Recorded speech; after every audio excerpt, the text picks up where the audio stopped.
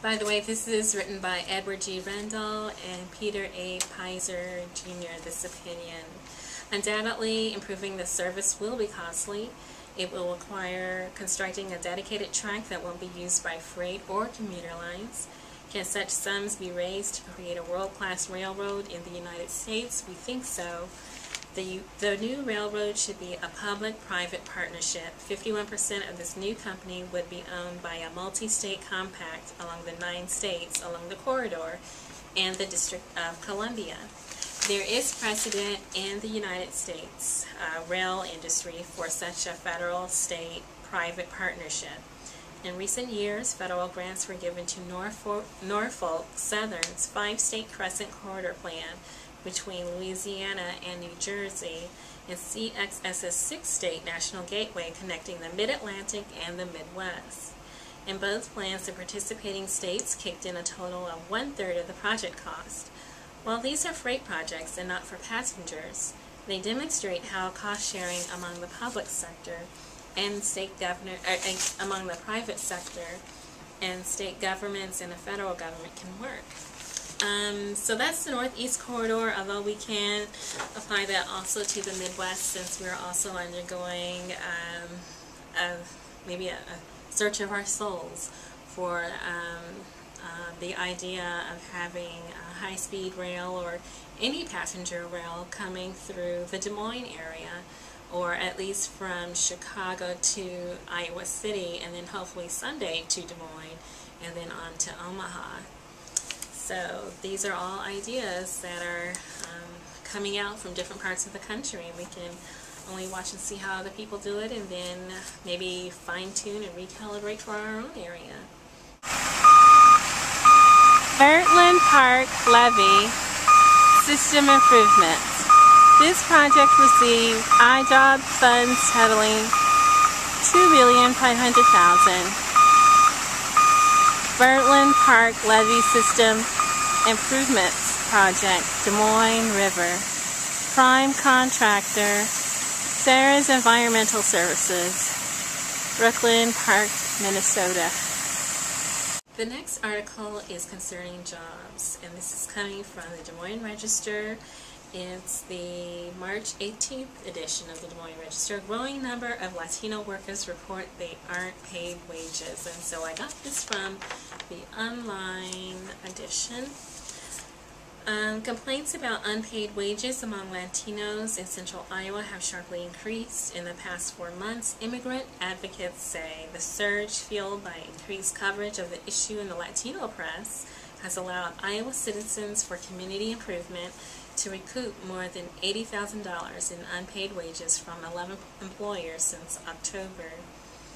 It's either a growing problem or it's a problem that's getting exposed, and we're seeing a lot of it, and this is according to CCI Development Director Sharon Zanders-Akis, whose group fields wage complaint calls daily. A bill that Neal says would speed the complaint process has reached the Republican-controlled House, where its prospects are unclear. It passed the Senate on March 8th with support only from Democrats. The bill now under consideration by a House Labor Subcommittee would require employers to notify employees in writing of their wages and deductions. The law would also prohibit an employer from firing or discriminating against anyone who assists in a wage investigation. The Iowa Association of Business and Industry has said it is lobbied against the bill because it says the change would place additional regulations on businesses without preventing dishonest businesses from not paying workers.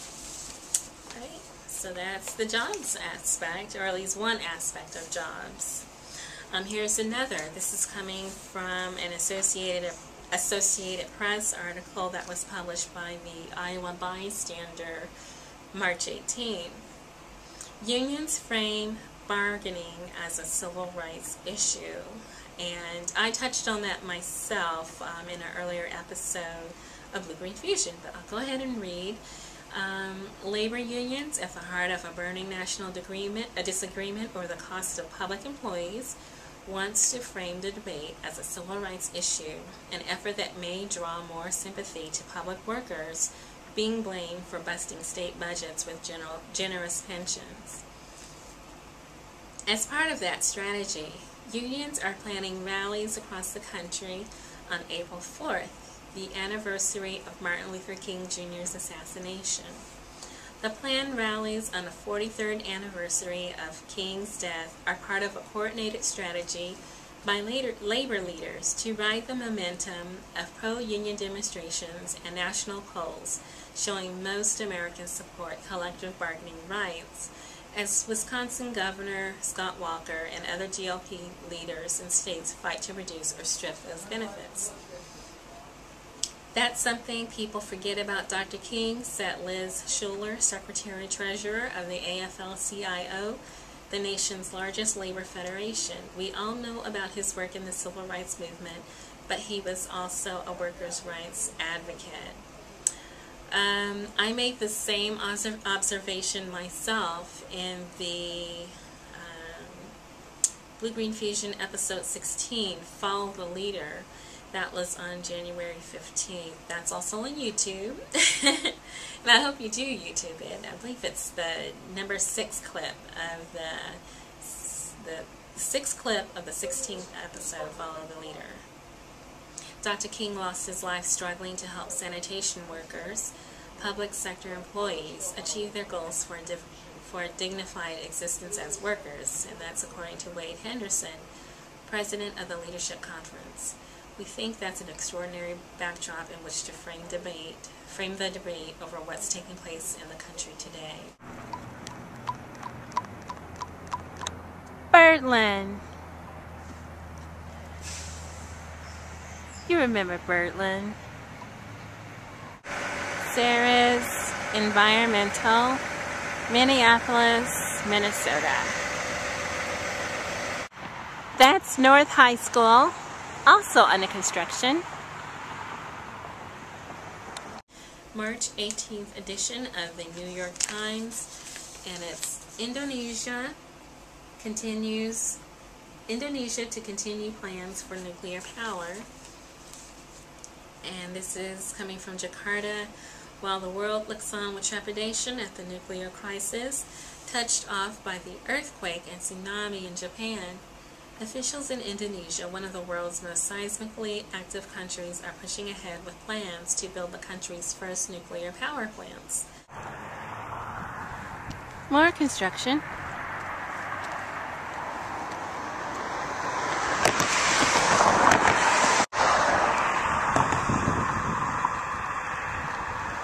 The geese like it. The nuclear plants, which are still in the early stages, are part of an ambitious proposal by Indonesia, Southeast Asia's largest economy, to triple its electricity output by 2025, while weaning itself off imported oil and onto local coal, gas, and renewable and atomic energy. Very interesting. Okay, so that's energy and jobs. I'm going to switch to local issues, something in the Des Moines Register from the Tuesday, March 22nd Des Moines Register. And it says that Des Moines Greenhouse seeks plant volunteers. Parks and Recreation staff members rely on help from dozens of volunteers each year to help grow more than 350,000 plants to beautify Des Moines parks, boulevards, medians, and downtown planters throughout spring, summer, and fall. Individuals and groups of volunteers can be trained on the spot with no previous experience required. Volunteer shifts include Wednesdays, Thursdays, and Fridays from 8 to 11 a.m. and Tuesdays, Fridays, and Sundays from 1 to 3 p.m.